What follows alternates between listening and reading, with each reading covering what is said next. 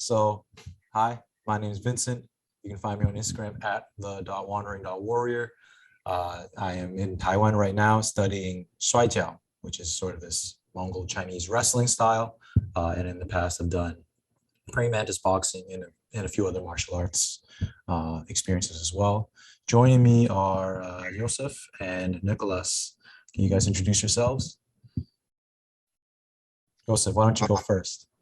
Yeah, I'm Joseph Levitis from Moscow, and my background is in boxing and Muay Thai, but I do traditional wushu, praying mantis style for the past 10 years under Shifu Prophet Silov, and very curious to find out about other martial arts and their approach to stance work. Good stuff. And today we have a guest, Fist of Shuri, Nicholas. Can you tell us a little bit about yourself? Yes, of course. Well, hello, my name is Nicholas. I'm from Colombia, and currently I'm living in Naha, Okinawa. Okinawa is the birthplace of karate, and I came here to study a style of karate called Shorin-ryu, which comes from Shuri-te, one of the three main branches of karate in Okinawa. And yes, you can find me on Instagram as Fist of Shuri. And thank you for having me. Yeah, no doubt about it. So we had prepared a list of questions just to kind of guide our conversation. The first one here, Joseph had written down, number one, tell us a little bit about your style, its roots, and your personal experience with it. Okay, so well, so my style, Shorin-ryu, was named as such by Chibana Choshin sensei around year 1930, around that time, and it comes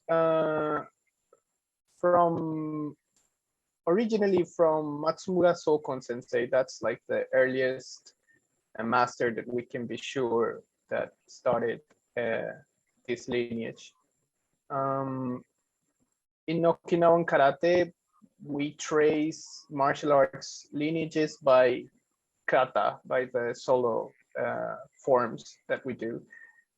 So you can identify lineages by either kata names or specific traits found in kata. This includes stance work too. So for example, a prime example of a Shuri-te kata would be Nai-hanji, and Kusanku and Pasai. Those are like the holy triad of Shorin-ryu, so to speak. And well, before that, Shuri-te. So yeah, we, as far as history comes, is a bit confusing because after the war, during the Pacific War, there was a lot of destruction going on in Okinawa, and many masters died, many records were lost, and so we're still, researchers here are still in process of digging out old newspaper articles, asking family members about karate masters and lineages. But for sure, we know that Matsumura Sokon, the creator of our style, taught three kata. One was Kusanku, the other one was Kojushiho, and the other one was Naifanchi. So these three kata are kind of like some of like the pinnacle of our style, and within them and how they transmit body usage, we can find kind of like the main characteristics of my style. This is a bit obscure for someone that doesn't know karate, but so just if you want me to go like a bit more specific, please just ask me. Yeah, I'm very curious about how would you describe the your style from a strategic type point of view? Like, is it close range, mid range? What is it? Predominantly striking, or is it throwing and striking. How would you describe it, its application? Okay, so that's a very good question. I think in general, uh, Okinawan karate, regardless of the lineage, is very close range, or it tries to be close range. The strategies that we use to get into that close range might differ between Okinawan karate styles. But Okinawan karate is not the karate that you see, for example, that you saw, for example, in the Olympics or in world tournaments hosted and promoted by the WKF, the World Karate Federation, which is a very long distance, and the strikes are just very light touches. They don't strike with full force. This is considered a penalty in competition, in kumite competition, sparring competition. In Okinawan karate, you will try to get close to your opponent and use a concept that in Okinawa they call atifa. And atifa is basically penetrating power. It's the ability to not strike the surface, but strike almost behind your target to just kind of cause internal injury. It has, I think, many similarities, of course, with some Chinese martial arts. There's obviously a history of relationship between Okinawa, or which was the Ryukyu kingdom back in the days, and China. It was the Ryukyu kingdom was a how do you call it? They paid tribute to China for many years, and they had basically the authority of the king of the Ryukyu kingdom was invested by the Chinese government, by the Chinese emperor. So it was a tributary state, or yeah, it's a tributary territory, not territory of China, but like as a kingdom, they would pay tribute to China. So there was a lot of exchange, and not only of goods and culture, but of course of martial arts. So there are some traces in, you can see this in, we have practices such as kakie, which means hanging hands. And it's this practice of basically starting with a partner with your hands hanging to each other, just touching. Kind of think about the Bruce Lee movie where they start on the combat, they start touching, and he just kind of snaps to his face, the opponent's face. Basically, we start from that position, and the idea is to stick to your opponent and develop that sensitivity of where power is being put, where is getting released, and this kind of things, which kind of might look like some of the Chinese. I don't. Is it Chisao? I think I don't really. I'm not sure about it. There's this. In Wing Chun is called Chisao. Yeah. Yes, that kind of practice in which you just stay stuck to each other and kind of maneuver in between the hands. So that's one aspect of it, staying very close range. There's some throwing aspects, but due to the modernization of karate, they have been quite not lost, but it's harder to find. But I think stance work in karate reveals a lot of that original intent of just getting close first, and then, if possible, throwing someone. This can also be seen in something that resembles a lot Mongol wrestling, which is a practice they have in Okinawa called Okinawan sumo, or kakuriki, or shima. They has many different names, in which they start holding the belt. So they start kind of braced to each other, and you cannot let go of the belt, and you have to put your opponent's back on the floor. But of course, you fall with them because you cannot let go. If you let go, you get penalized. You don't get the point. So you have to grab them, grab their belt. They grab your belt, and whoever throws first gets 1 point. And usually it's 2 points in this competition. And there are some movements in kata which resemble a lot these movements of Okinawan sumo.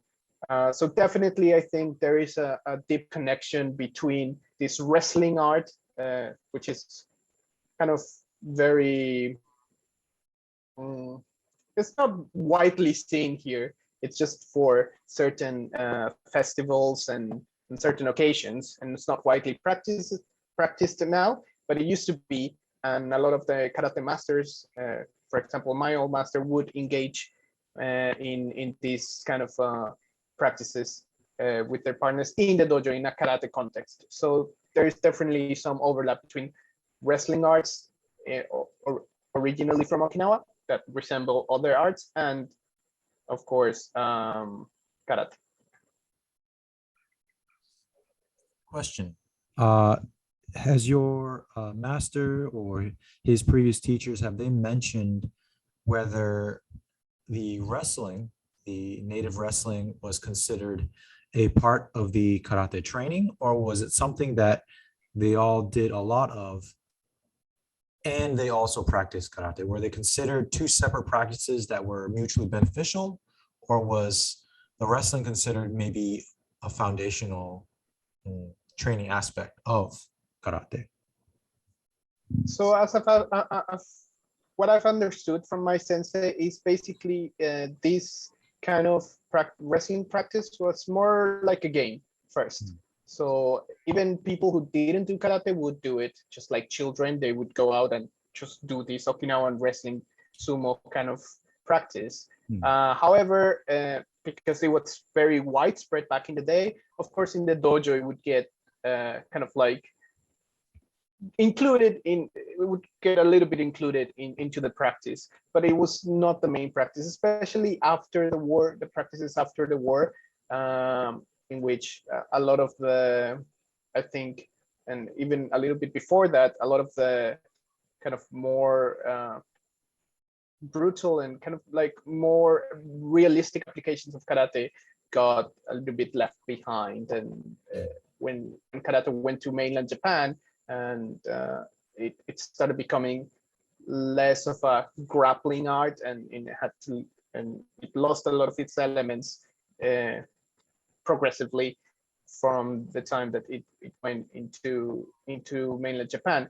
I believe, and I think some, I think some historians, according to some historians, and I have also shared this belief, it is because, well, what karate presented to the Japanese society that they didn't have was the striking. So they took a lot of interest in that, but they already had a wrestling art. They had jujutsu and they had judo at the time. So of course they weren't so much interested in that. But when they saw people striking with the fists and kicking and kind of doing these practices, they kind of grabbed that as the main point of karate, which eventually over the years would evolve into what you see today, which is just the contact, light contact sparring, because they already had an effective throwing wrestling art. Right, right. Good question. So, is stance work itself, is it an important part of training regimen in Shuri? And how much time is dedicated to actual stance training, percentage wise? What would you say? Yes, stance work is fundamental to, I think, all Okinawan karate, regardless. We, especially now, we put a lot of emphasis on how to stand, and in Japanese we call this tachikata, which literally means form of standing. And when karate went to mainland Japan, and then kind of like that relationship between Okinawan karate and Japanese karate kind of developed from the evolved modern Japanese karate. Okinawans took the names of the stances, so we now use names for the stances. So senkutsudachi or shikodachi or whatever, nani nani, so on and so forth. Dachi means or tachi means stance. Well, yeah, it means how to stand. So before, I believe they didn't really have names for it. They just basically explained how to move your body. So if you want, because lessons were smaller, like in smaller numbers, there would be just like 4 people and the master or something like that. Then training would be way more specific and individually aimed. So the sensei would come, the teacher would come, and he would tell you exactly what to do with your body and show you too. So there wasn't really a need for a general term for a way to stand. So if the sensei wanted you to drop your weight, he would just say, just drop your weight, open your knees like this and stuff. Because you were on one-on-one, there was no need for to call it anything, I believe. But because when karate went to Japan, the classes started in universities where the groups were much larger. There was a need for them to be able to easily identify ways of moving your body and stances. So they started putting all these names to it. So shikodachi, senkutsudachi, kokutsudachi, all the names that we find. And Okinawans, well, I think they grabbed a little bit of that because they wanted kind of like to stay on par, since it's their art. It became a Japanese thing, but it was originally from Okinawa. So perhaps there was a big interest in trying to keep up with that. And I guess it's a useful tool for transmission, right? If you can tell right now, if a sensei tells any student of karate, do a senkutsudachi, they will more or less do the same thing. So yes, stance work is fundamental, and this is basically the base of kata, of our forms, of our solo routines.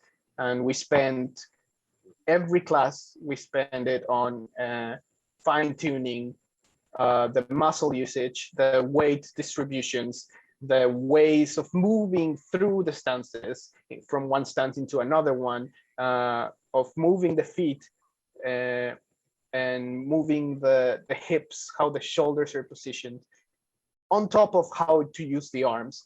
So this is just basically our daily lives in karate, is stance work and handwork, so to speak. I gotta ask you a follow-up question. Yeah. The thing is, it's very interesting that you say that there were no specific names for stances, because like, since we know that there's a definite connection to the Chinese arts, we do have the names for the stances. It's not a new thing. I mean, there were very different names in different schools used for different stances. I mean, that is true, but they always had names for them. Not, well, I don't know about always, but it goes back to like 17th century at least, right? So that's very interesting. If either like got lost on the way there, or I don't know. What do you think about that? Yeah, I think probably a lot of it got lost, not only lost in time, but also lost in translation.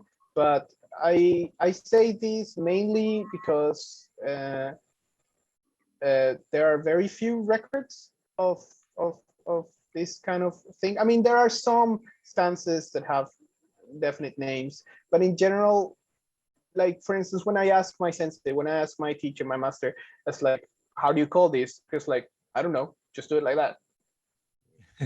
Right? Like, or it's called this. Yeah, but it doesn't look like a normal shikodachi. Yeah, for example, like he says, do shikodachi, but not like this, like we usually do it, but do it a little bit different. It's like, so it's not, is it a different stance? Is it the same stance? So there's a lot of these kind of like, and yeah, they really don't seem to put much kind of emphasis on this kind of thing. Perhaps they had the Chinese names, and they translated it into Okinawan dialect, but yeah, I believe I have a feeling that because training was one-on-one and we didn't have kind of like these so to speak long lineages of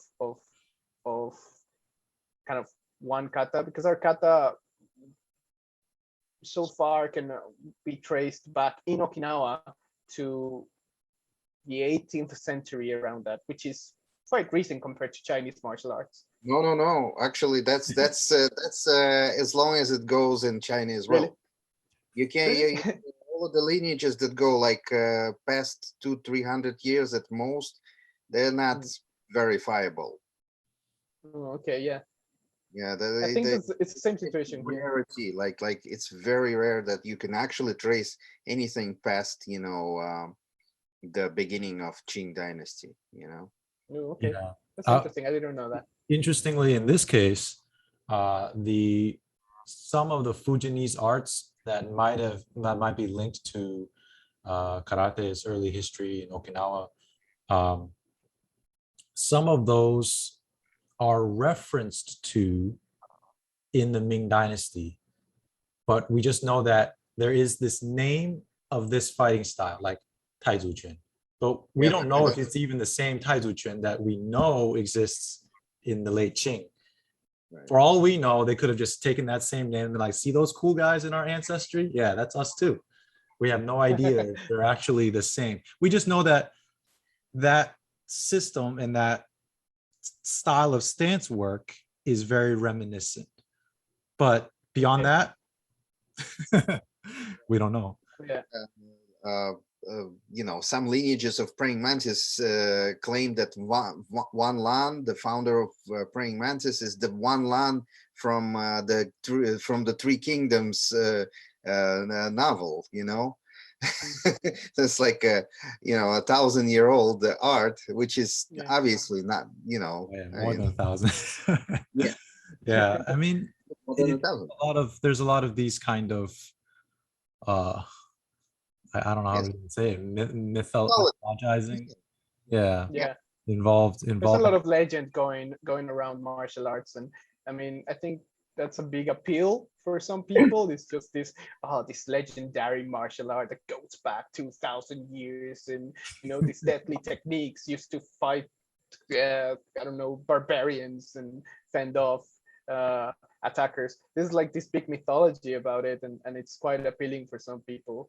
But when you go down to the history, very few records exist, like you say, for instance, in Okinawa, beyond 300 years. So we kind of, and even then, we're still digging and still trying to find things within like a few hundred, just like 100 years ago. It's like things are not clear on who trained with who, where did this come from, and all of that. Absolutely. People a lot of time trying to find like the Chinese original version of Goyushiho, or of Niseishi, or these katas, or Seisan or Sanchin. So they try to look for similar sounding things, or things with the same numbers. So Sanchin 3 battles, or 13 battles, or 24. All these numeral named katas that can also be found in some Chinese styles, I think, and they try to find similarities. It looks just like Seisan, or it looks just like this Okinawan kata. In the end, I think also, well, we are all bound by being humans, and we can only do, I mean, no one's shoulder can go farther back than the joint allows. We have super flexible people, yes, but in general, so you will find, if you're looking for some similarities, you will find them, because that's what your brain is trying to do, right? So I think it's interesting. But yeah, definitely there's a lot of appeal for the mythologic part of martial arts. It doesn't help that in the late 1800s and early 1900s, we've got a lot of nationalizing going on, right? In Japan, in China, in different parts of the world. They all turned out differently. Like nationalizing in Thailand and Muay Thai turned out very different than say nationalizing in Japan, judo, karate, kendo, etc. But there's been this conscious effort on the part of a lot of these countries to squeeze the martial culture through a certain lens, or through a certain filter, and that there's certain benefits, but there's also obviously certain costs. Otherwise, maybe we wouldn't be talking about mythology. Maybe we'd just be talking about, oh yeah, this is what happened, and then there's no no disruption in continuity. Maybe it would be a lot smoother conversation in that sense. But yeah, it's very interesting stuff. I was actually wondering, has the system that you study been through different, because I know Okinawa, or at least the Ryukyu Islands, have different dialects within the islands. Has this art been through different dialect groups, or has it been roughly within the same group during its existence, as far as you know? Well, when it comes to Okinawan martial arts and in the Ryukyu Kingdom, I guess we have to consider that the upper class was studying Chinese because that was like the motherland, so to speak. They wanted to go to China to study. They wanted to become politicians or important people of the nobility. And part of that education included, of course, learning Chinese and traveling to China, to the Fujian area. And they would also be sent to diplomatic missions to China. And of course, there was also a relationship with Japan. So I assume that they also learned some Japanese on top of the original Uchina Guchi, the language of Okinawa that they had learned.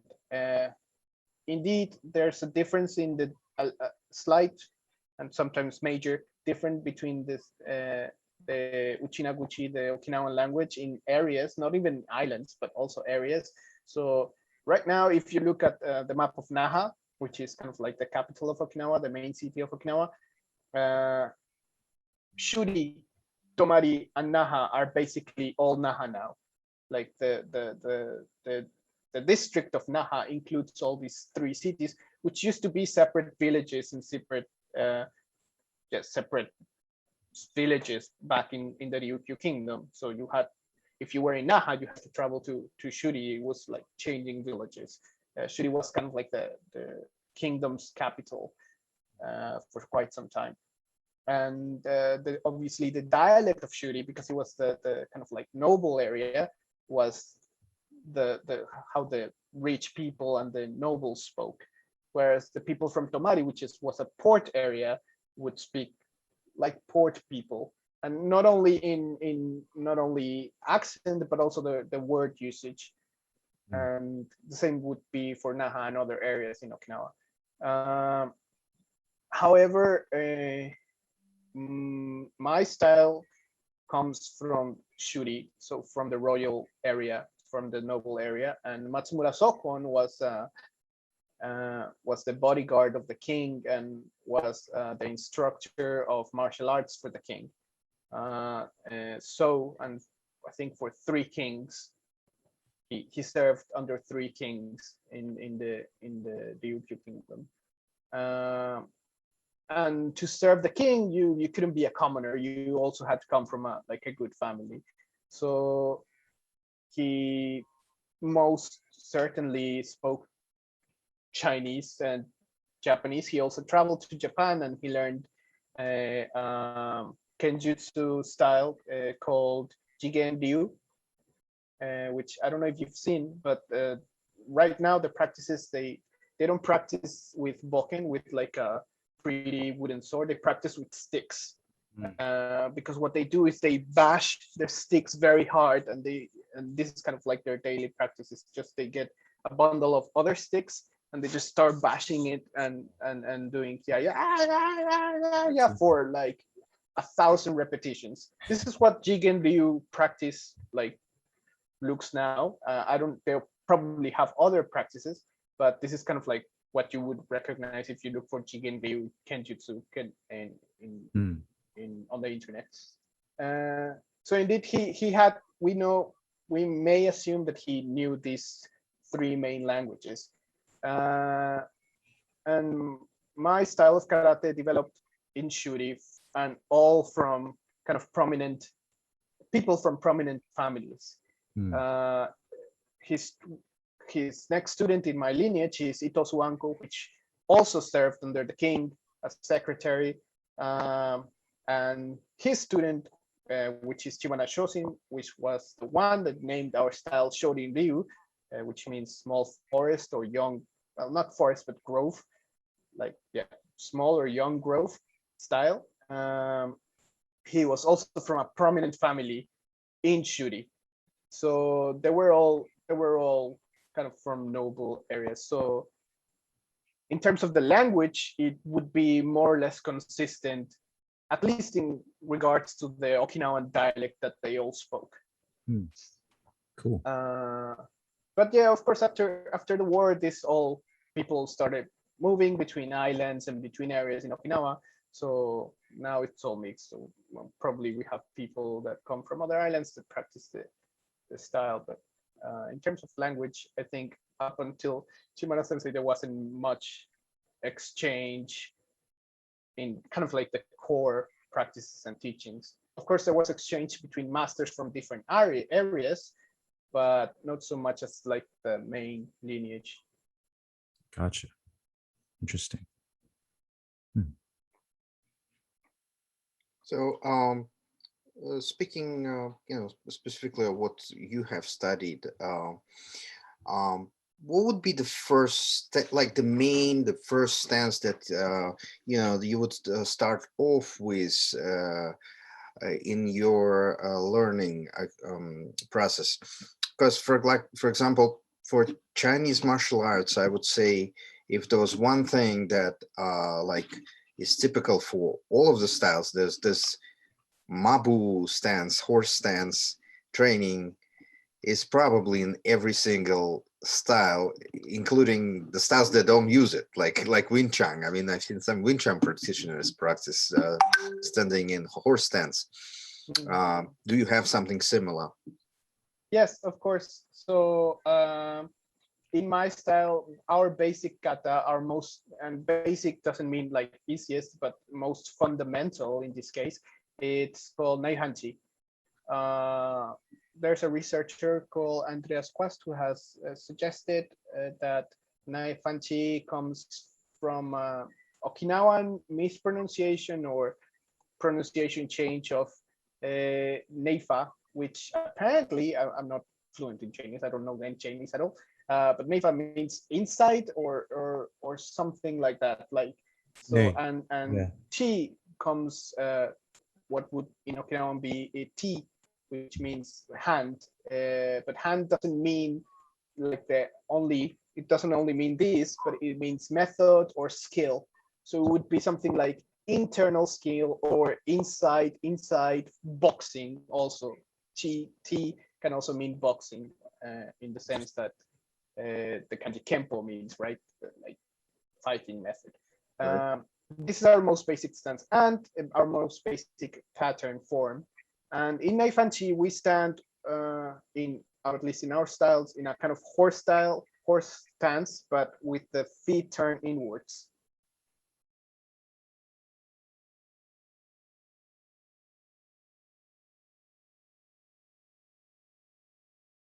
And this is very particular. Matsumura Sokon Sensei, for a record of one sensei called Motobuchoki, Motobuchoki says that Matsumura Sokon Sensei said that the small turtle stance, which is this kind of like inward horse stance, feet inward horse stance, was not effective in combat. This was apparently a change that Itosu Anko Sensei, one of the main teachers of our lineage, did to the Naifanchi. Apparently before they would stand either parallel or slightly outwards. But it is basically a horse stance. Give me a second. Why do you think they changed it? Well, Itosu Anko Sensei had at least two main teachers, and one of them was from a different area. So it probably came from that. So he learned from Matsumura Sokon Sensei. Apparently, according to Motobuchoki Sensei, he wasn't very happy with him as a student. Like he said that he was too slow. And apparently Tosuanko was a big person, not like only tall, but like big. Like he was, I'm not sure about fat, but he was quite thick. So Matsura Sokon has been quoted as saying that a martial artist rely on speed, and there's like a nice saying about it. So yeah, so he, according to Motobuchoki Sensei, he said, Matsumura Sensei said that Itosu Sensei was too slow. So there was some kind of like, I wouldn't say like dislike between them, but maybe they didn't match that well. So Itosu Sensei trained with other people too, and that's probably where many of the changes came about to our style. And also, Itosu Sensei is known to have changed things to in kata to be able to teach them at school. He was kind of like the one that is known to have introduced karate into the school system in Okinawa as a kind of like military kind of training, physical training. So this is a picture of Chimana Sensei doing Naifanchi, and you can see the stances here, and it is kind of like that. He's a bit old in this picture, so he's a bit more upright, not too much, but a bit more upright than we would be normally in this stance.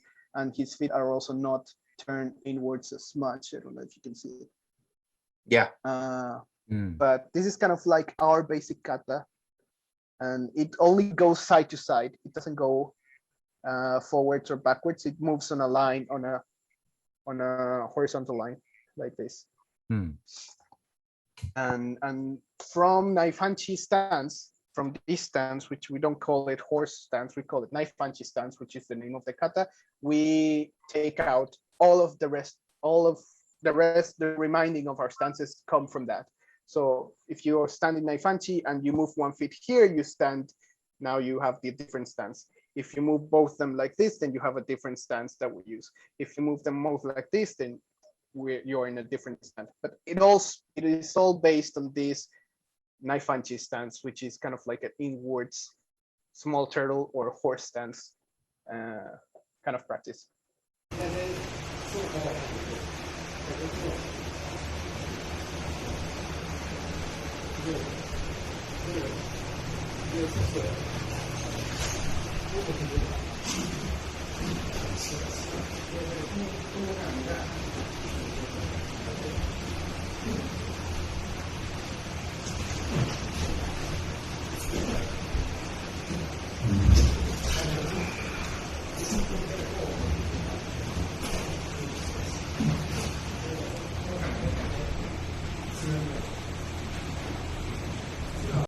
I might intrude on this stance thing. I have a theory.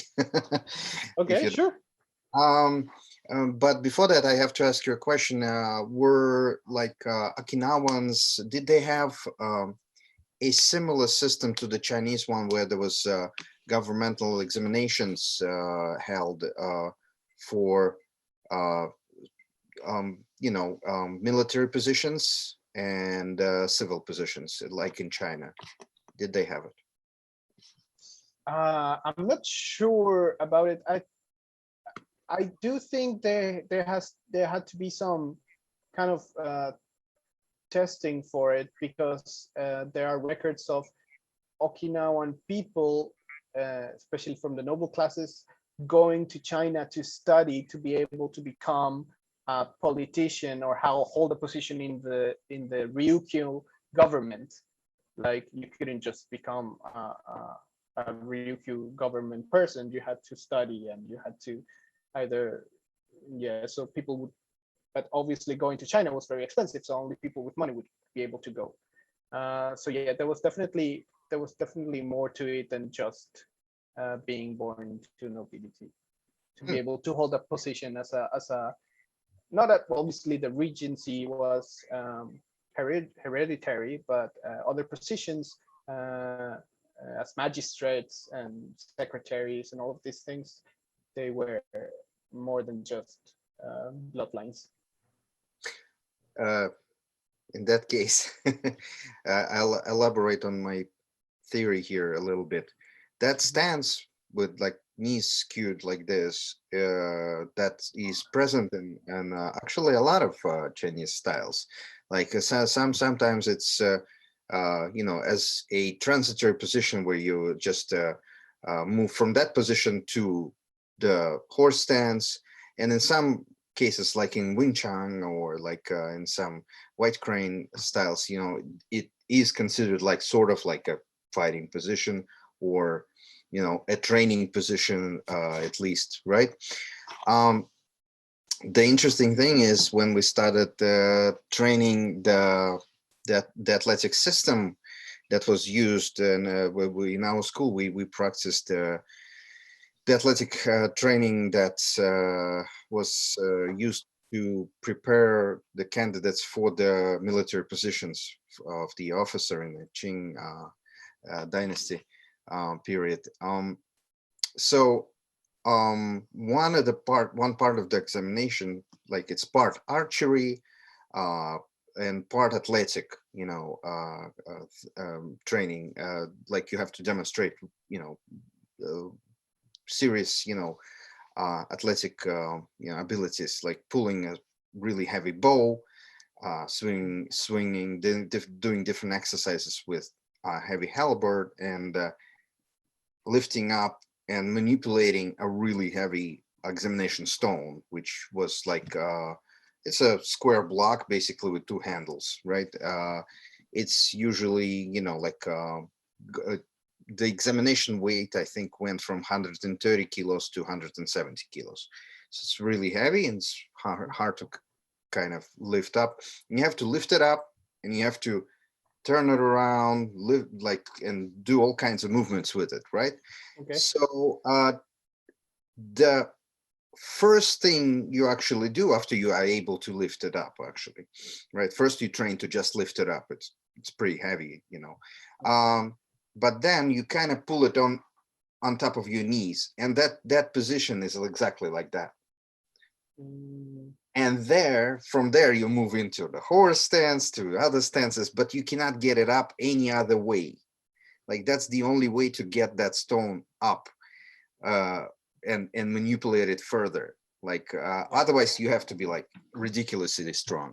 Like this is the only way to really just. So I think because a lot of people have trained for the military, I think that stance is there for that reason. That's just my theory. I have no proof of that whatsoever. Okay, it sounds probable. I mean, for instance, in other lineages from Okinawan karate, especially in Nahate, what we call now Goju-ryu, they have Sanchin Dachi. Sanchin Dachi is not so. We do parallel in Naifanchi Dachi. Sanchin Dachi is stepping, and they do a lot of what we call Hojo Undo, which is just strengthening exercises in Sanchin Dachi. So they would walk in this, lifting heavy stones, lifting different kinds of weights, and it would be, they wouldn't hoist it on their knees or on their legs. However, they would train doing weight training while moving on this Sanchin stance. Also, we have the nigirigame, which is just literally a big jar that you grip. Nigiri means to roll. So you kind of grip it and lift it, and we do that in Naifanchi. So we stand in Naifanchi and we lift a heavy jar, but we don't kind of put it on top of us. However, we do use the stance for weight training, so to speak, and other lineages such as Uechi-ryu and Goju-ryu also do weight training in that stance specifically. It's like you do Sanchin with weights. You don't do other positions with weights, or not necessarily, not traditionally. Traditionally, the kind of standing kata, the strengthening katas, use either Sanchin Dachi or Naifanchi Dachi for weight training. That's interesting because in the Ming Dynasty, before the Qing Dynasty came to power, there are records of people military examinations, people trying to qualify for certain positions, being required to lift. I think in that time it was heavy round stones, and walk around a certain distance. I'm not sure how much the weight compares with Qing Dynasty requirements, but I think this is part of a similar athletic concept for Yeah, sure. definitely. Definitely, there's some overlaps there. They have. Sorry, I keep thinking because there's definitely some overlap in the kinds of training, and when it comes also to weight training, like strengthening training. Find the old tools. Yeah, they in Okinawa they had a bunch of old tools for strength. One is the shishi, which is a stick with a stone in the end. So obviously, when you lift it, because it has a weight on the end, then like it has a lot of torque against your wrist. For example, the ishisashi, which is kind of like it's a padlock stone, so it looks like a padlock, but it's a stone. So you would lift it up. The nigirigami, the jars.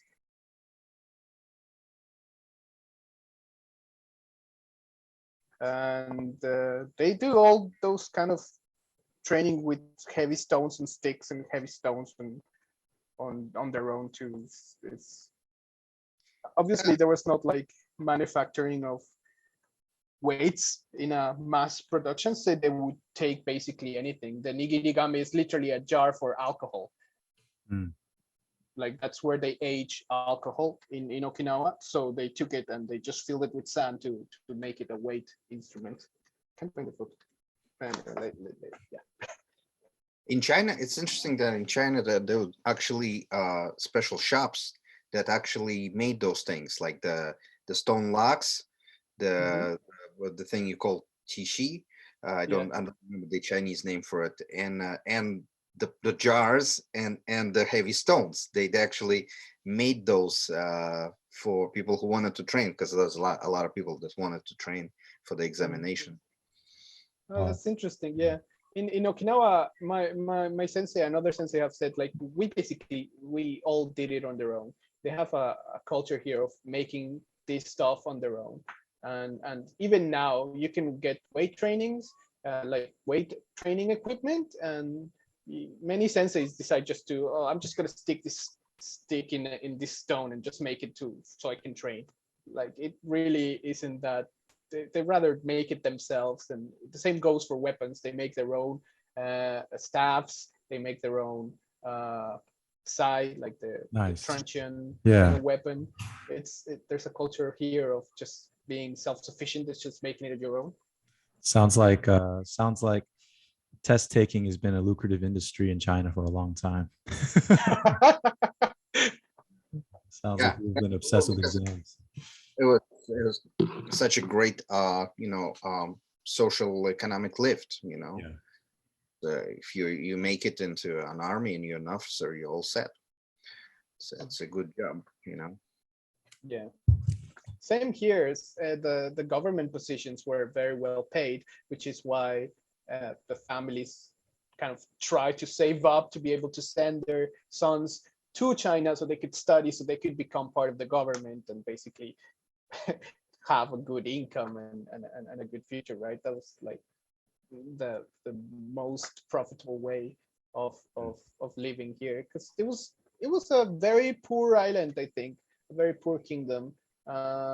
Recently I saw some research from a Chinese researcher, and he found a record of Chinese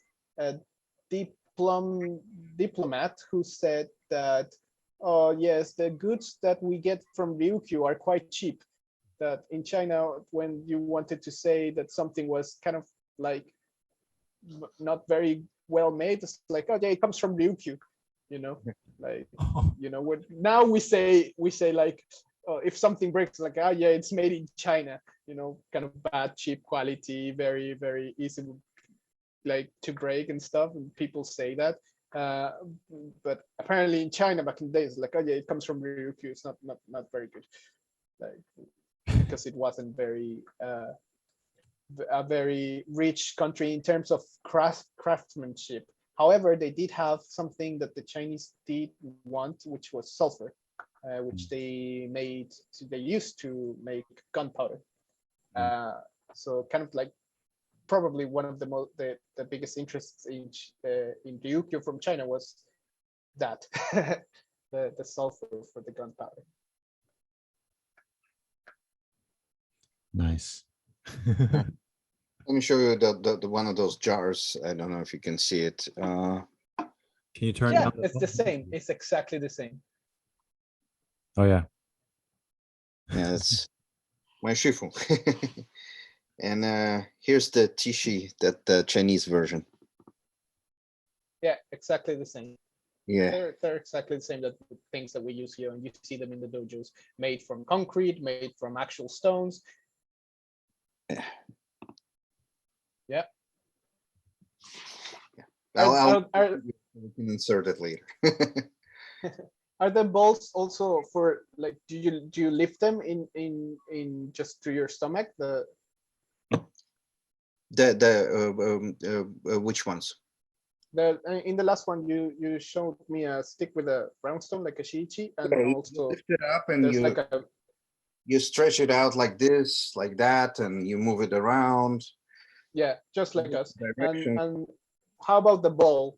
There's a ball next to it, like a big Yeah. Those stone.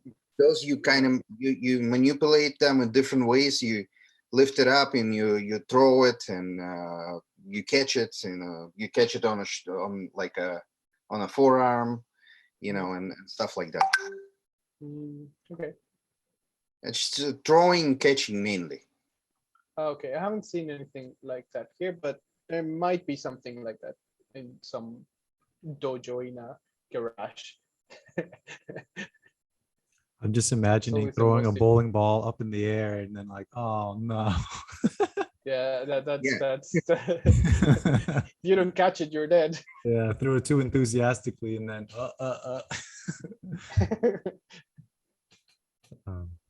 Yeah, sounds we cool. like small ones, that the iron ones, like this one.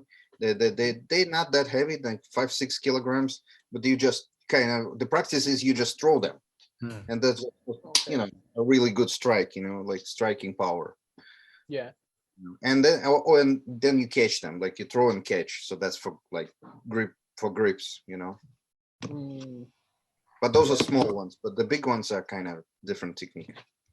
So you mentioned that for the testing, you would lift these weights in the kind of like inwards horse stance, because Right. it was the only way that you could actually lift a super heavy stone.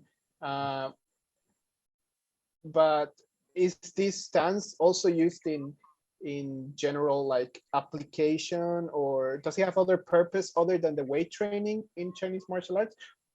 I wouldn't know if, like, probably, Wing Chun guys probably would say that they use it.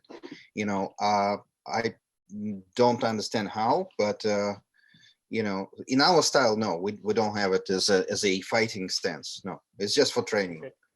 Yeah, In specifically for Shuai Jiao, there I have seen one application of that. Not a stance per se, it's actually a transition. So instead of a stone, when you're trying to lift somebody up and then throw them over, or lift them up and dump them on the ground, when you go down, you grab their waist or their belt. As you try to hoist them up, you turn. If you imagine your feet are here, you turn and burst up. For a split second, you are in the stone lifting stance. Yeah. But Oh, you just yeah.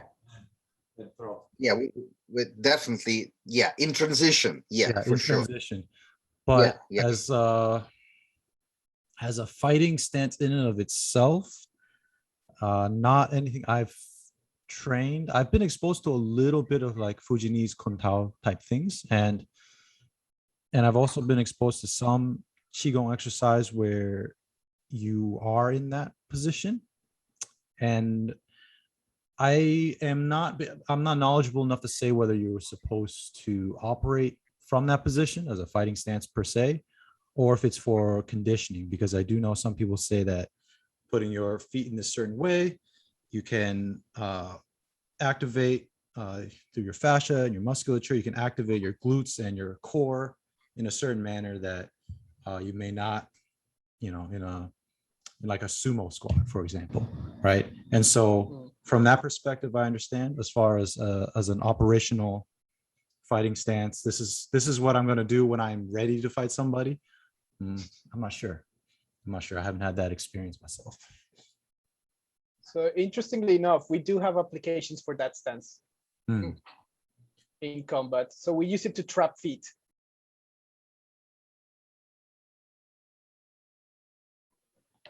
So basically, the person's, it's hard to show.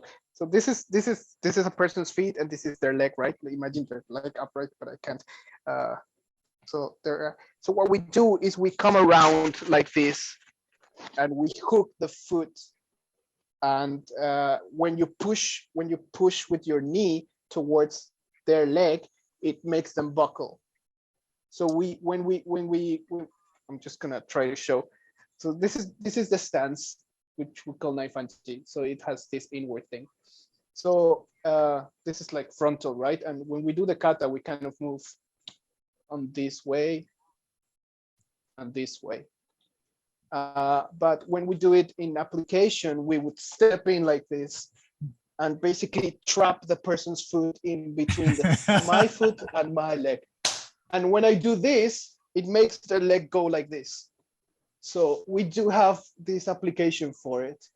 And because it's sideways, then because this kata moves this way and it has all these kind of sideways movements, then you're basically trapping the feet and doing whatever you need to do here.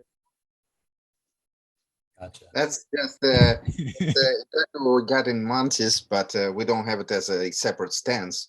But we got that exact technique. Like that's one of the most fundamental techniques in Mantis. That's how. Yeah.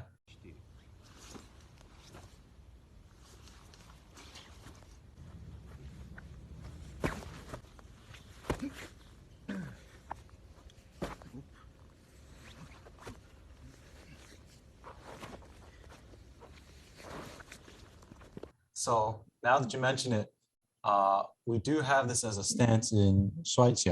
I would say it's not. It's never done as something you sit in, but it is a stance that we would sit in to kind of improve our ability to do that. But the emphasis for us would be less on the sort of trapping of the foot and sort of how do I say, destroying their knee integrity kind of thing, balancing them. It's more about pulling the foot out, which I know you can do that from there. And I think in Mantis is called la chow, right? Pull chow. Yeah, we got it as a sweep, or a trap. But there's that technique as well, where you buckle the knee. There's several variations of that, actually. Yeah, interesting. Yeah. But yours, So from their appearances, looks closer, at least, than the Shuai variation. The Shuai variation, we're trying to get as much reach with it as possible while we push the opponent. So they're a little off balance, and then the hooking foot comes in, and then flip them over.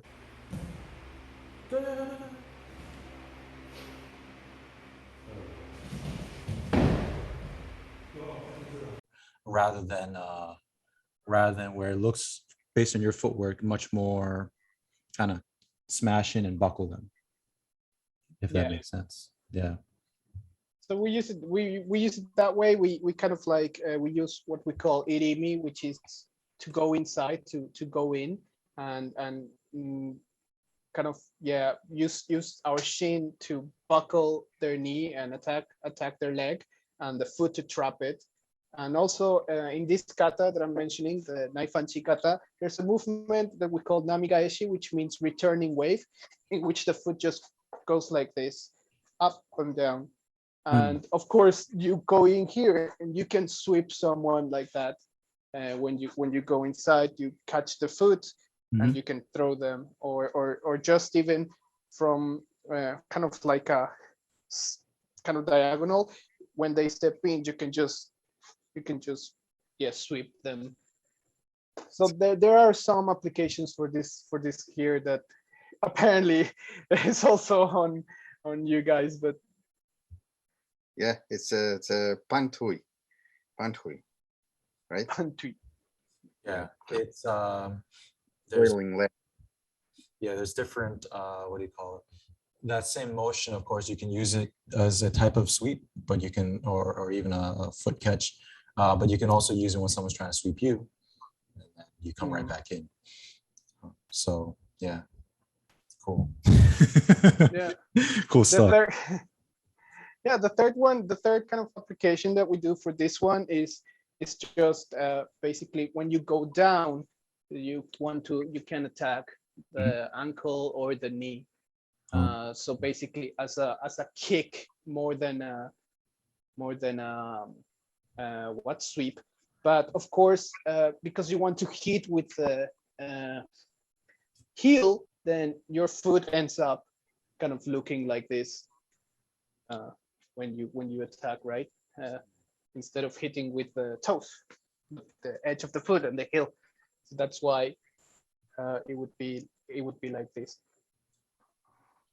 Joseph, that's a particular kick that you guys use in Absolutely. Yeah. right? That's Edge of the like foot. the first three kicks you learn.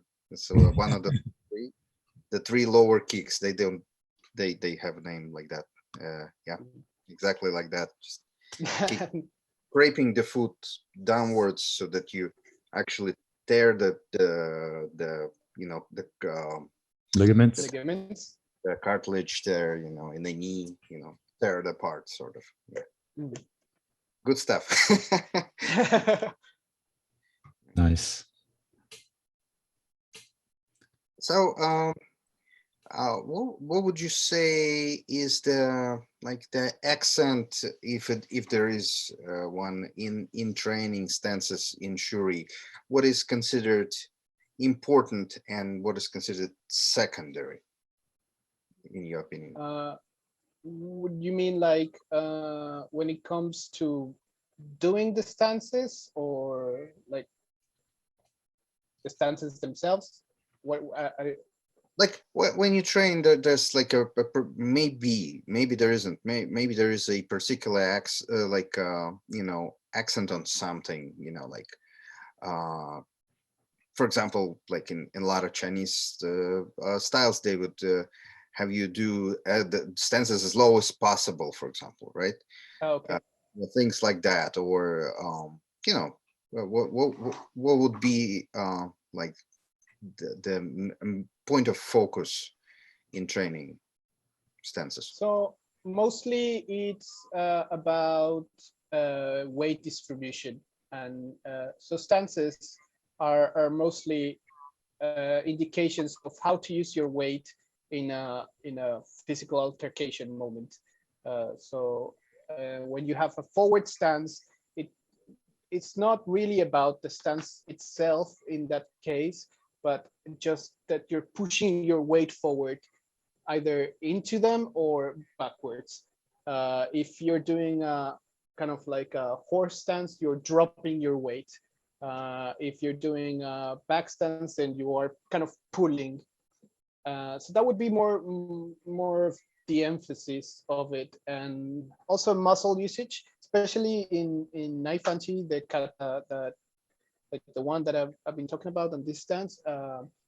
Which muscles should be tensed, and how to kind of, this stance is known for like having a floor grip. So you would do this with your toes and kind of like grip the floor and also twist outwards. And this activates basically every single muscle from your shin to up to your buttocks. So it makes for a very solid stance, which is why you can use it to kind of bash someone else's leg even as they move forward, because it trains kind of like that muscle hardness, or kind of get that tension and instant tension at the moment of moving. So I would say yes, weight transference and muscle usage would be the emphasis. We try not to do low stances much. This is a very mainland Japanese thing. Shotokan karate has very long, very wide stances that are also, well, for many people, especially foreigners, I think, cause a lot of uh, knee problems because they tend to fight in these very wide and very low stances that are very heavy on the joints. We try to stay a bit more upwards, and like if you can see, even though here Shibana Sensei, our kind of forefather, he's quite upright. He doesn't go too low. We go a little bit lower than him and a little bit wider than him, but not too much, especially for instance in this stance. Uh, so we go a little bit wider and a little bit lower, but not too much. It's always very upright, very natural, so to speak. Uh, when you compare it to Shotokan, which has a very way wider, way deeper stance, our style tries to be natural, tries to be kind of, yeah, not not demanding on the knees. And this is, I think, it's part of a philosophy of, especially of someone like Chosin Chibana Sensei, uh, this sensei, who said you should be able to practice karate from like when you start to do karate until the day you die. You shouldn't practice karate in a way that will damage your health, but also, but always to be healthy and to be able to do it for as long as possible. And he was known to be giving classes like right before 1 month before he died. He passed away from cancer. He had to be moved to a hospital, but before that, he was still teaching. He was still moving, and there's even videos of him from the late 50s. What, late 50s? Yes, early 60s, of him doing kata, doing things. And these photos are taken, and it has some like really interesting stuff because he goes into very low stance. Well, like very, we have a stance in which we jump and we go down, and kind of like a squat position, and he's doing it like perfectly almost. Like he's on the floor and everything. So it's kind of like that kind of mentality of being able to do karate in a healthy way, in a way that kind of makes you healthy and not damages your health, and that includes stance work. Hmm. In a very natural way.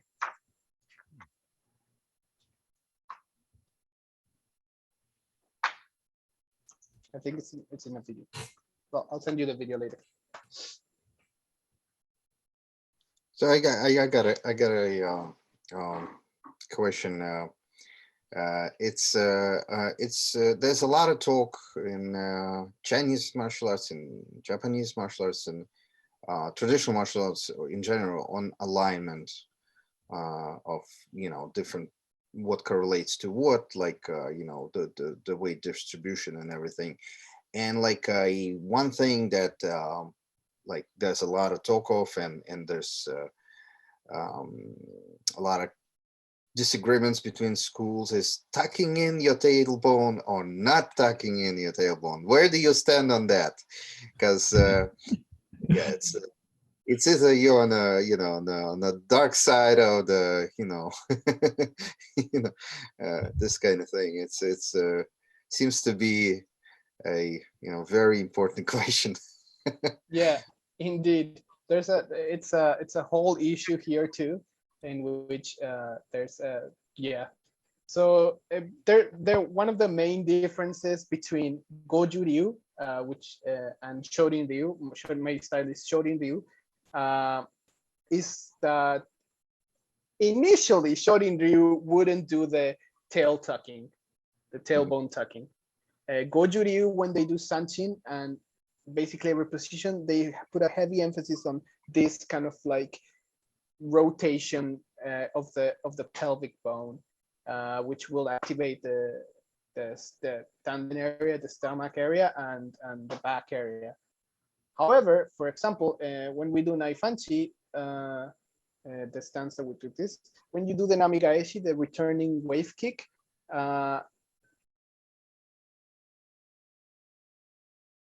my sensei says that it's very hard to do it if you have your tailbone tucked in, and it will put stress on your knees. So we don't do it because of that, and because everything from our style comes from that stance.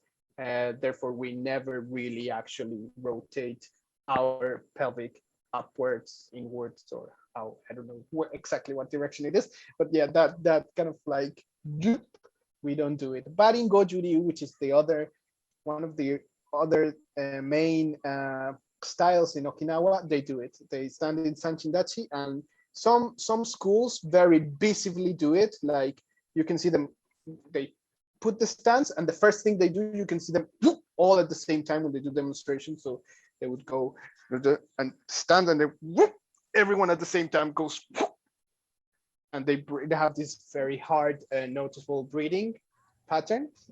And some other schools do it, but they don't want you to notice, so they do it more naturally.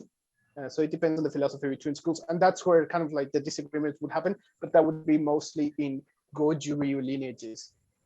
When we come to Shorin-ryu, initially we don't do it, but some schools and some masters that have also trained Goju-ryu or have friends from Goju-ryu or have, they do it. So again, there's some disagreements like, no, it's Shorin-ryu, you shouldn't do that.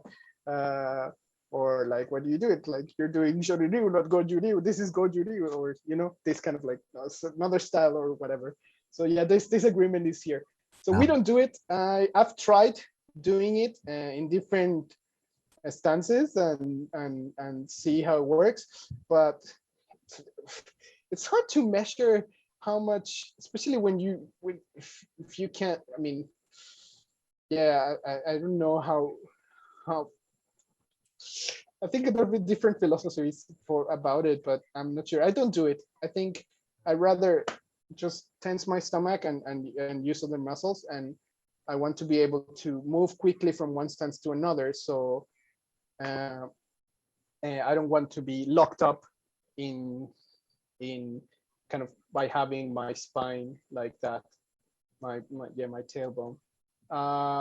Interestingly enough, my Kobudo sensei, my weapons sensei, he emphasizes doing it the other way, and he's sinking in the hip bones. So when we do shikodachi, is this kind of sinking in instead of going in, you kind of sinking like this, and he punches like that. He's incredibly powerful too, and he says, no, you have to sink in, you have to bend your hip bones like this. But that's, I don't know how common that is. He's kind of like he's a very kind of outsider, so to speak, in the world of Okinawan karate. People know him and stuff, but he's always thinking and developing his art. So people are like, oh no, it's not that traditional or whatever. So yeah, I'm glad to say that in our style, we're definitely on the side of your weapons sensei. Yeah, it's yeah, definitely. You do the contrary, the opposite movement. Yeah. What's the reasoning behind it? Well, I mean, if you try to tuck in your tailbone and stand in horse stance, and which would be like a good starter for any wrestling competition, you'll be just smashed. The opponent will run through you because you have no stability. If you sink in and kind of brace for the impact, you have a chance of remaining upright. And Vincent mentioned that, for example, like if you're riding a horse, I mean, your tailbone will be just destroyed in seconds if you do that. And Yeah. and a lot of it comes from, a lot of fighting was done on horseback, and a lot of our training is connected to horse riding and Yeah. horse archery. The equestrian culture. Right. Yeah. Yeah, Also, you only have to look at the sumo, the way the sumo stance is, and when they charge at each other, they have to be able to absorb impact, and Yeah. you don't have any of the. I'm not saying like it's impossible, but you don't really see the rikishi clashing with a tucked tailbone. Hmm. You would just fall on your back. It's Yeah. bad news. Good luck next year. That's actually very, very interesting. So for when it comes to the horse riding thing, my weapon sensei says that the naifanchi stance, the inwards knee stance, comes from horse riding. So because you would have a weapon, you could steer the horse with your knees by tucking them in. So indeed, there's some relation there. My karate sensei does not say that, but my weapon sensei does. And that is incredibly interesting to hear that it comes from there for your guys' lineages. That's really interesting. It's also Yeah, yeah. my mom. Oh, my bad. You go ahead. Yeah, my mom watches the horse races all the time. So on TV, so I see it all the time, and they actually ride like this. Yes. Like if you want to go really fast, this is how you go. You can't just sit there. You kind of like that, and you kind of almost standing on your knees, almost like that. It's like really like this, like Yeah. way in. Yeah. Yeah, it's interesting. Yeah. Yeah, and the other thing is that what Vincent said, and the impact of absorption ability when you have your tailbone tucked in is that in Goju Ryu, when they stand in Sanchin-dachi, they do impact training. So they will stand like this. They will tuck their tailbone, and the sensei would come and smack them all over the place and punch them in the stomach, and they would have to stay there. And they do this kind of resistance training and impact training by standing there with their tailbones tucked in, getting smacked everywhere. I got a question. So, do you have that in Shorin-ryu as well? No, we don't do this kata. This is so our basic kata is naifanchi, the one I showed you, and their basic kata, the Goju Ryu kata, is that sanchin, in But I which need the striking. we do strike, but not as hard and not with the same purpose, I think, than Goju Ryu. So the different, there's a small difference. Sorry. What would be the difference you think between Goju-ryu and Shorin-ryu as far as the purpose? So as far as I understand, I'm not a Goju Ryu expert, so I might be mistaken or I might miss some things. But one of the purposes of standing in Sanchin Dachi and getting smacked is also not only the conditioning of the bones and the muscles for and the ability to be able to stand there and keep your balance regardless of being hit and smacked, and also for the that's one purpose, conditioning of the muscles and bones, balance retention, and also it's a teaching tool for the sensei to see if you are tensing or activating the correct muscle and having the correct structure while walking on sanchin. So he will check your tailbone, he will check your stomach, make sure that you're tense. He will check your legs too, and he will check this muscle activation here. One of the interesting things about sanchin is that when they stand here, it's one foot in front of the other, and they should be then the knees should be together so that the sensei can kick here without hitting your nuts, without hitting you in the groin. So you would see they would stand there, and the sensei comes either from behind or from the front, and he would kick in between the legs. And if the stance is not correct, well, you're gonna be a very loud person. So yeah, so they do stand like that, and they can all be smacked. For us, when we do it in naifanchi, we stand in naifanchi and sensei checks mostly muscle usage, the activation of muscles. So because if you're soft on your stomach and soft on your legs, then when he hits you in the back, you will buckle, and he will see that. So he will be able to check that you are activating those muscles, because Naihanchi is not, it has two purposes. It's a training kata, and it's like an actual self-defense codex or fighting codex. So when it comes to the training aspect, is you have to use your muscles, so you get proficient at using and releasing the muscles and stuff, and obviously, yeah, for strength training, basically. So that would be the same purpose that Goju-ryu has, but Goju-ryu has other purposes when it comes to striking the body when doing certain practices.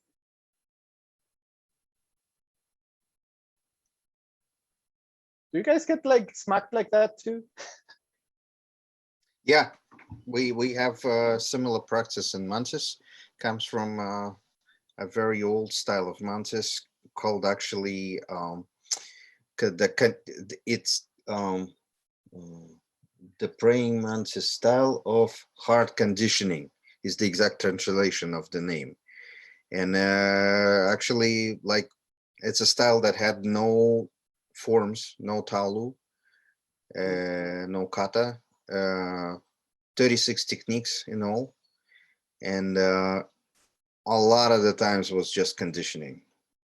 Oh, okay.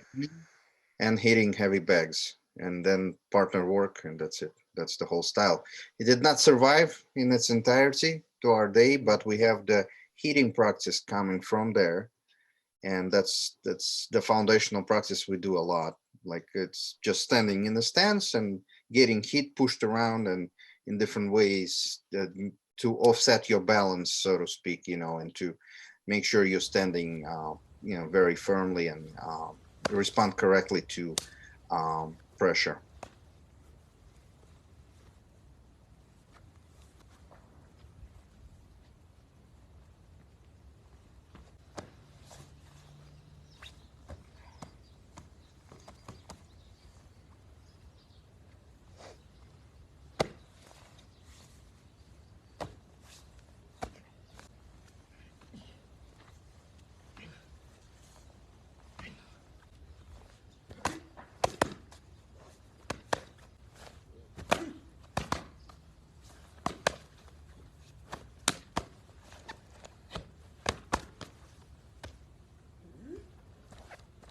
Okay, yeah, same for us then. Basically that, yeah. I've done something similar in my own praying mantis practice, but in Shuaijiao, because it's primarily a wrestling focus, 99%, we don't really get hit, or even we don't even push each other around in our stance work.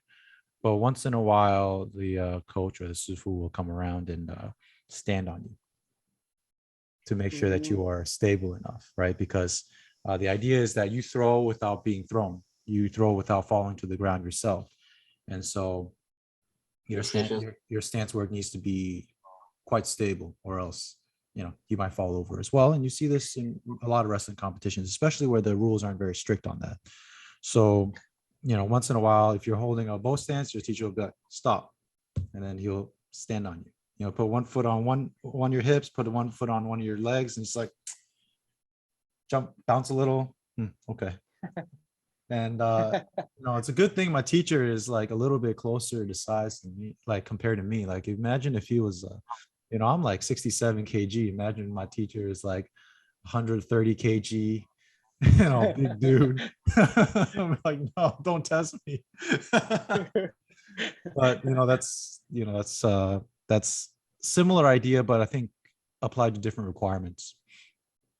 Yeah. The same thing. We had like well, Ilya luckily did not stand on anybody because he's like 100 and something kilos. So he just like kind of sit on your like knee, or like push you down really hard.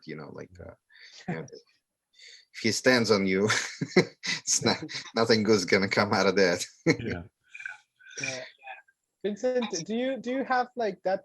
In judo, they have this practice in which they just do the entry like continuously, and it's kind of also I think, a little bit of an impact training, because if you, when the person that's doing the entry, if you get hit by that, it can take your air out, like it gets smacked a little bit. So Yeah. do you have kind of impact? That would be for the receiving partner, a little bit of impact training, I believe. Do you have Mhm. something like that, like to be able to receive when someone's coming in for a takedown or something like that, that they put an emphasis on, okay, you should do this or not do this? Uh, yes and no. So I think there's also a difference between what's traditional and what's ended up being done here in Taiwan. But Shuaijiao originally came from Mongolia / northern China, and so in Taiwan there are people who do that, but Taiwan is also has a lot of judo influence. So that's partially where that comes from. As far as the idea of using it as a kind of impact training, however, we traditionally it does end up being done in the sense that if you have 20 people in a room, one training methodology, especially if there's many different sizes of people, one person, say he's doing a hip throw, a hip toss. He'll go down, everyone will line up, and he'll go down the road and he has to go and throw everybody. And everyone just keeps repeating that over and over and over and over again, maybe 50 times each side for each person as a warm up. And you will get that repetitive body impact that way as well. I'm not sure that that's the intention, but that ends up being what happens because of the manner of training. I don't think it is the intention. I think the primary intention is mainly that the person gets used to pulling different body sizes, different body types, and then the technique of throwing, the form of throwing. But the receiver obviously ends up with that impact. And as you level up, the idea is that maybe later when you practice it, you give a little resistance to them, right? You give a little resistance. You don't just go with it. Part of that is also training you to have that impulse to drop your weight or whatever when the person's about to turn and throw. And the other is for them to get a little lower, to get a little more explosive, to pull more, to get you more off balance. So the impact aspect on the receiving end, I think yuke in Japanese terms, and then the person doing the technique, that does ramp up. But I don't think it was originally with the impact aspect as the main intention. That said, there are some Shuaijiao people here who do practice in more of a judo style, and in that case, they do use that kind of training. Yeah, specifically. Yeah. By the way, gentlemen, we are now at an hour and 30 minutes. I'm okay to keep talking, but I don't know about you guys. So do let me know if time's an issue. I would say, maybe we can talk a little bit about like the application of traditional stance training in modern combat sports. If you have any thoughts on that, it would be great to maybe incorporate that as well.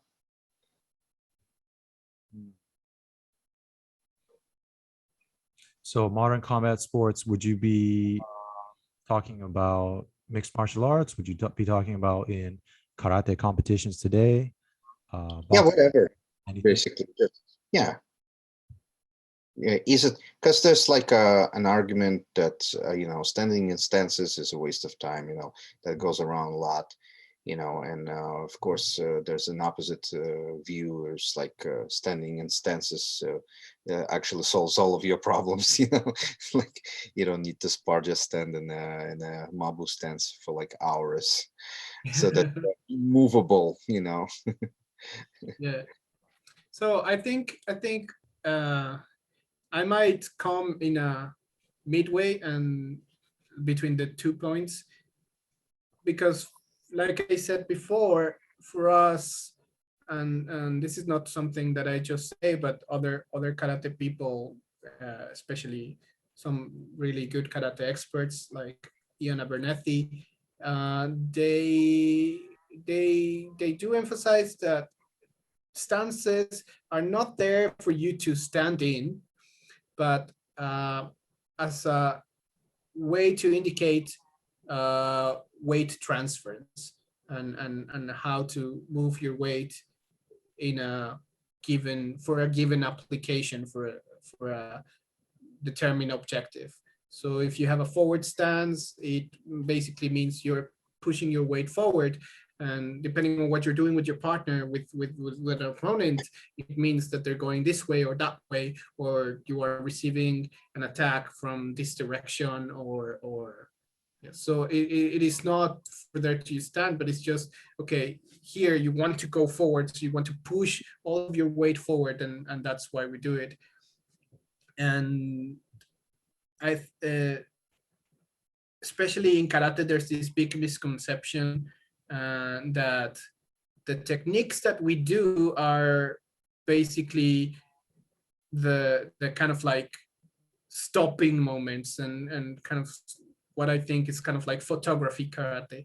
And when books of karate started being made and people were taking photos of people doing kata, well, they cannot take photo of the movement because it's not a video. They can just take stills. So you would see great masters, Funakoshi Sensei, just standing there, standing in these big positions.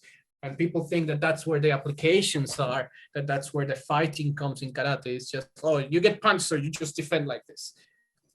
But actually here in Okinawa, we have this big emphasis in that it's not the last position of your body and your arms where the application lies, but it's in the transition, it's in how you move from stance to stance. And that's where stances are important, is because they're telling you how to move your body weight and to what intent. So the application won't be this, but the parry and then coming on from behind the arm and stuff. It's not standing in horse stance, but dragging someone by dropping your weight, not pulling them with your arms, but by actually dropping your weight, which generates more force than just your arm movement. So I think stance work, it's then used in every combat sport, because when you punch as a boxer, you are doing something with your hips, and it's that and that split second. If you take a video and you pause it, there's going to be a split second in which you're suddenly in, I don't know, forward stance. It's not a forward stance, it's just that he's putting his weight forward. But if 300 years ago they didn't have videos, so what do they do? And writing was not available for everyone, and making pictures was not available for everyone, and not everyone could, especially in Okinawa, not everyone could like write and read. So what they do, they create a solo routine, and this is the way they memorize how to move, right? So because you're not going to have your sensei, your master all the time there, then you need to memorize that when you punch like this, or when you receive an attack like this, you need to put your weight forward or backwards or sideways or downwards. And that's where stances come in.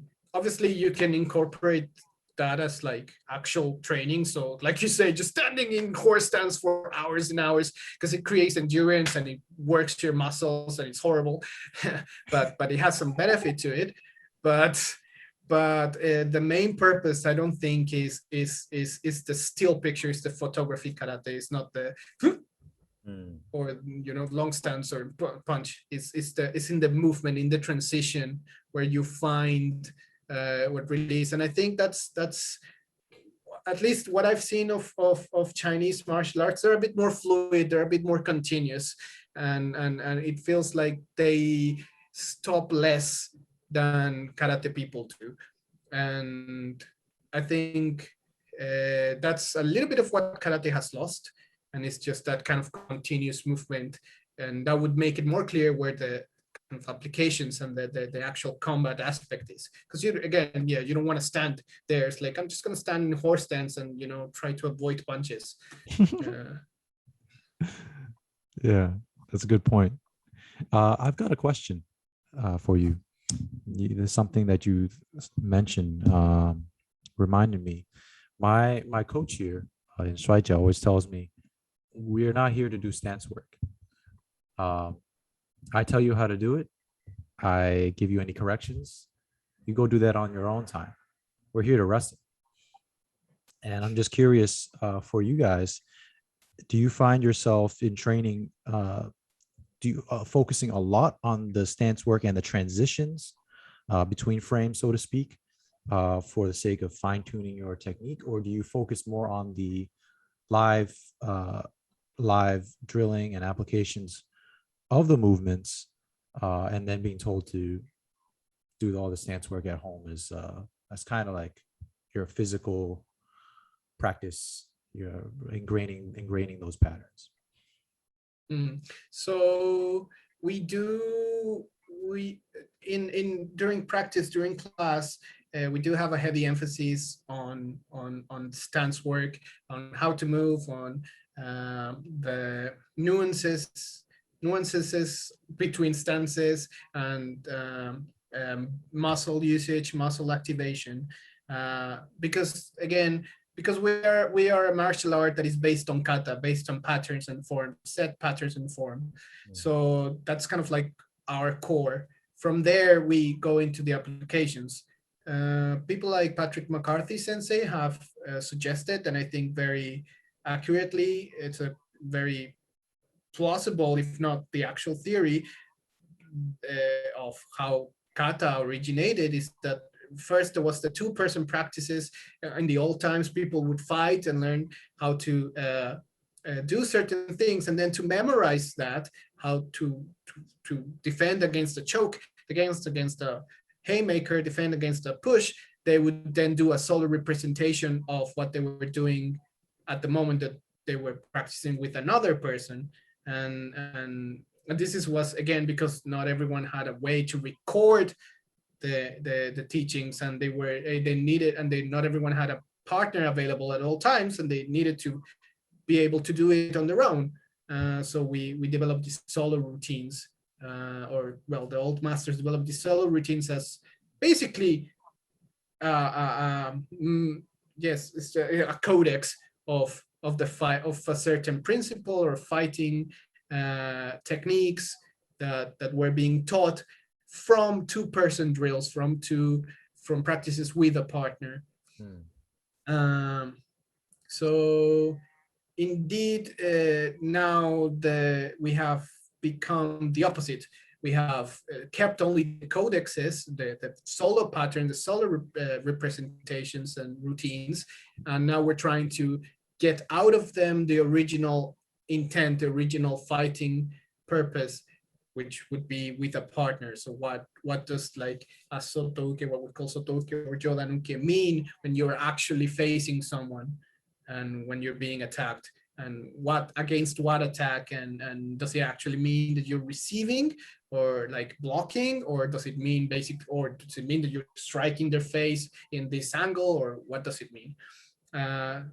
Because a lot of the applications were either lost or they were not practiced after karate was introduced into the school systems. There may be many reasons for why we're doing from the solo representation to the two-person practice. In my practice today, and I think that's true for many Okinawan dojos, we do the kata, the solo routine, and then we try, and then we go into details about how to move, how to use your weight during the solo routine, and then how to apply that with a person. So my training is we do kata, and then we do two people drills from the kata that we just did. So if we did naifanchi has a movement in which you would do this, then we do it when, okay, now you punch and you defend doing this, or trap the arm because this movement in kata can mean that. So we have both. And what we leave to our own time would be strength and conditioning.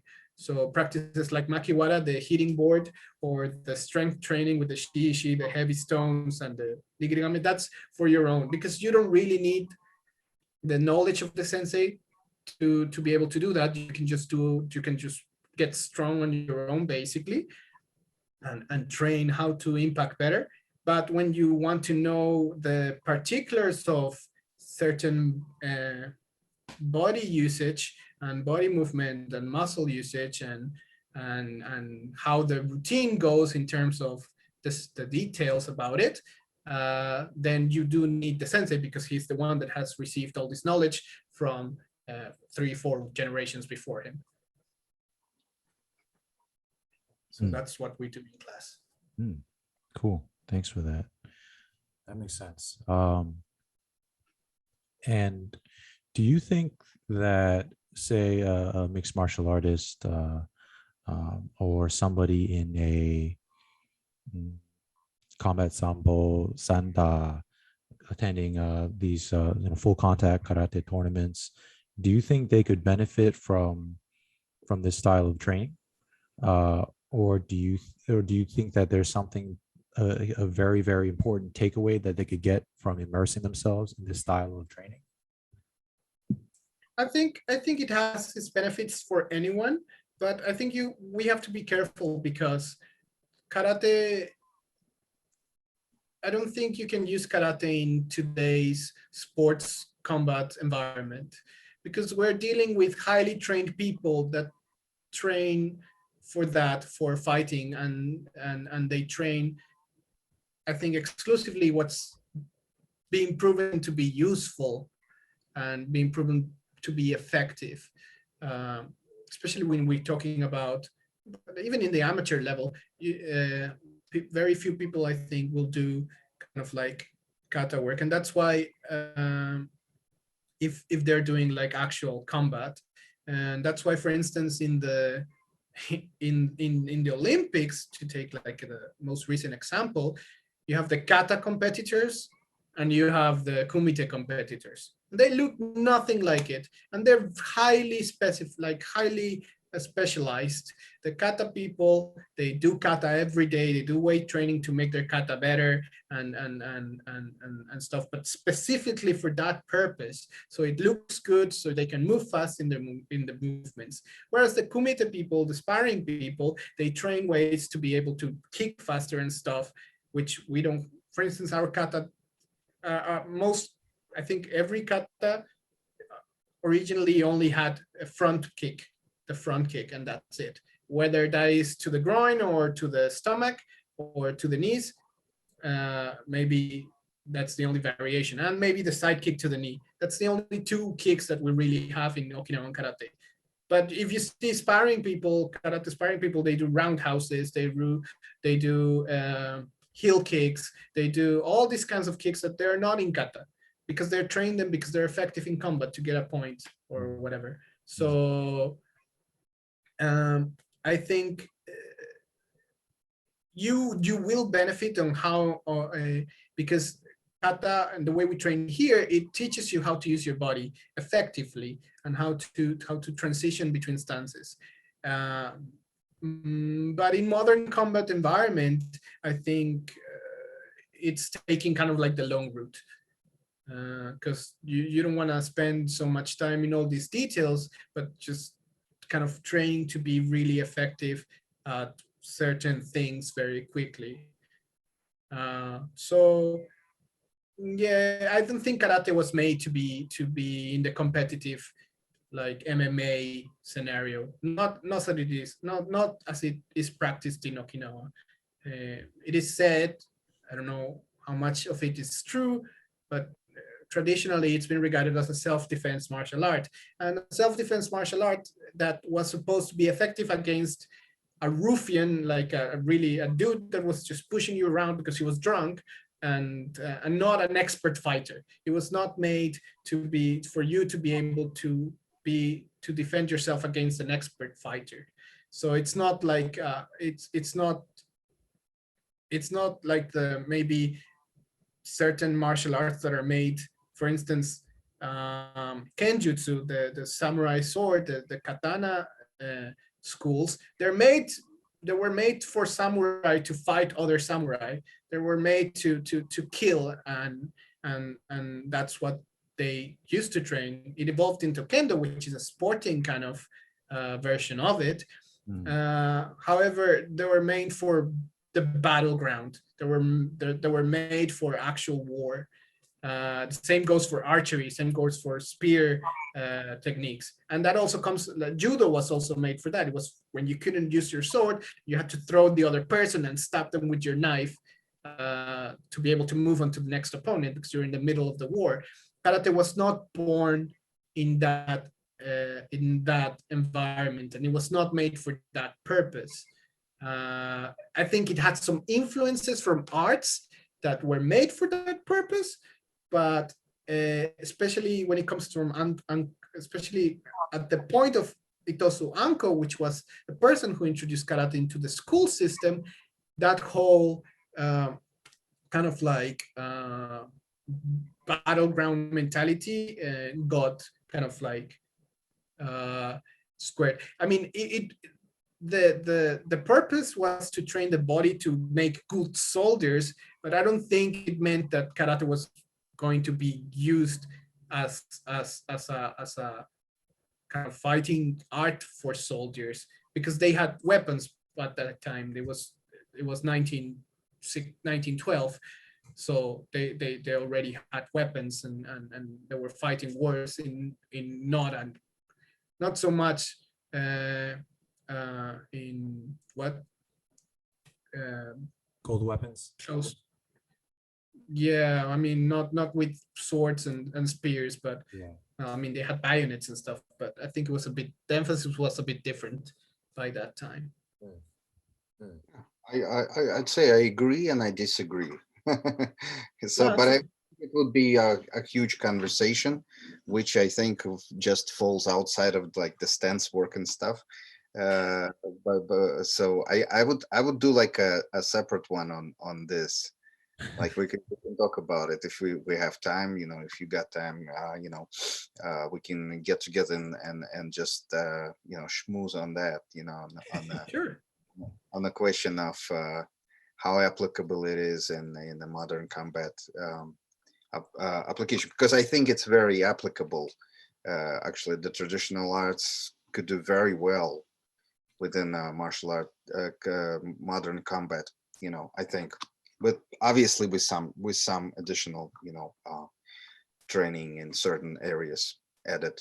Mm. But yeah, but I'm not gonna go into it because it's gonna be another couple hours. I think I would say something. I do think that there are certain techniques and certain things that are from traditional martial arts that have been proven to be effective in MMA, and you can see them, and they're clearly something that we also do in our practices. Not only like striking techniques, but also throwing techniques and ways of going in and stuff that we do here as a traditional martial art that people at the highest echelons of MMA and combat sports do and do effectively. It doesn't, I don't think it means it comes from here, but they are the same strategies and they use the same principles, and therefore they're the same things. Whether the origin is here or there or somewhere else is not the point right now, but I do think that there is certain elements there that are common. Sounds good. Sounds good. But let's do another one. Seriously, Okay, sure. Yeah, I this can't come is- up with like this a is list of. delightful. Yeah. Yeah, it's actually been it's been a very enjoyable conversation for me. Both the contrasts and the comparisons, between or amongst, I should say, three different martial arts backgrounds, seeing the things that just sound extremely familiar but with different names, but also the things that are just like, oh wow, you guys do that. I've never, I've only seen video of that, or I haven't heard of it, or things like that. It's pretty cool. If I may just end on a maybe more personal note, at least for this podcast, Nicholas, how did you find yourself out in Okinawa? Like, What? how did you find yourself out there in Okinawa? You are on the other side of the world from where you are from. Yes. Yeah. How did that even happen? So I started training karate in Colombia, Mm. but I wasn't really happy with my training there, and I thought to myself, there has to be something more. And well, the best place to go about karate is the birthplace of karate. So that's why I came here, and yeah, it's like 35-hour trip from here to Okinawa to Colombia, especially because Okinawa is not in mainland Japan; it's an island Yes. almost 3 hours away from Tokyo. It's So closer, it's closer to me. yeah, it's closer to you. It's closer to Taiwan than it is to mainland Japan. It's insane. And so the the trip was a bit insane, and and it was the first time out of my country. I had Okay. never been outside Colombia until I came here to Okinawa, and yeah, I've loved it. I am so lucky to have my sensei as my master, and I'm so lucky to have met people that are so passionate about the martial arts and in general as I am. And I mean, I started Fist of Shuri just to share things about my sensei and my journey here, and it's allowed me to just see some and meet some wonderful people that not only do karate but also Chinese martial arts. And I'm so happy to for you guys to have invited me to your podcast, even though I'm just a small timer in the world of karate. But thank you so much for having me, and yeah, let's do it again for sure. Sounds good. Sounds Would love to. Would love to. All right. Any, I would say, ending conclusion, parting words for the audience before I hit the end button on this recording. Not just follow us, follow all of us in our social medias, and follow these podcasts, and stay tuned for more awesome martial arts stuff. I think well, I mean, I'm Fist of Shuri on Instagram, Fist of Shuri. So if you want to follow me, I think maybe Vincent and Joseph can say their own Yeah, Joseph. promotions. Any any parting words before I hit stop? Yeah, let's. I'm just saying, let's do it again. This was a lot of fun for me, definitely. Um, I'm Wushu Masqua on Instagram, and yeah, let's get together and chat again. This was good. Awesome. Sounds good, guys. And yeah, at the wandering.warrior on Instagram. I'm on YouTube as well. Just take out the ad, take out the dots. And yeah, we'll definitely do this again. This was great. Thank you guys so much. I'm going to hit the stop button now. And, Yeah. we went over time, but those are the best conversations. Indeed.